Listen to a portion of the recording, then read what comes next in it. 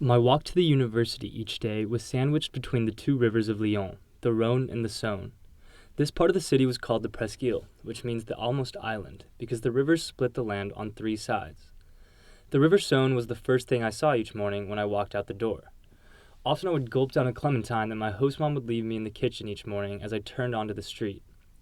Each day I would throw the peel in the same trash can on the corner of the block. As I turned east towards the university, I would quickly find myself immersed in the hustle and bustle of the city, as kids walked to school and adults made their way to work. I enjoyed hearing the locals chatter on their phones as they hurried off to where they needed to go. One of my favorite things to do during my walk was to look up at the tall, classic European buildings, where often there would be some older people leaving clothes out to dry or beating the dust off a carpet from their balconies. I could always count on seeing a few people leaving the bakery, baguettes in hand. Eventually, I developed a kind of relationship with everyone I would see on my walk to school, from students to the elderly. Even though I didn't know their names, they all became important parts of my routine and my story. There was always a stand with a bunch of rotisserie chickens roasting in front of a boulangerie that always left me salivating. As I began to cross some of the more major roads, I would have to weave through cars and people. On some streets, drivers and pedestrians precariously shared the same space.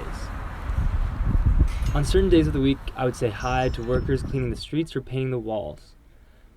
My walk to the university took me in front of a local school where there are always throngs of students of a wide range of ages. I was struck by how young children are when they start walking to school by themselves. Students in France also dress so much better than we do in America, even in elementary school. I found it fascinating to see the different friend groups as they arrived to school. The oldest kids I would see still looked far too young to be smoking cigarettes, but there they were, standing in a circle, one headphone in, laughing and puffing clouds, even as the tiny elementary school students stood just feet away. Once I passed the school, I would come across the major intersection in my walk. I always knew if I was running late by whether or not I made it across the street by the time the walk signal went away. If I didn't make it in time and the traffic lights turned green, I knew I was going to be a few minutes late as I waited for all the little black and silver Peugeot and Renault cars and motorcycles to pass. Once I crossed the street, I got to my favorite part of the walk, the Pont de l'Université, or the University Bridge. The Pont de l'Université was a beautiful long green bridge that connected the Presqu'île to the other side of the River Rhone.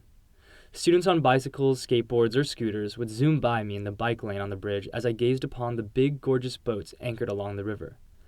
About half the time, the riverbank would be flooded, but when water levels were low enough, people could get their morning run in along the river and some boats could navigate down the river and under the bridges. The walk across the bridge was often extremely windy, but the beautiful view on either side of the bridge never failed to blow me away.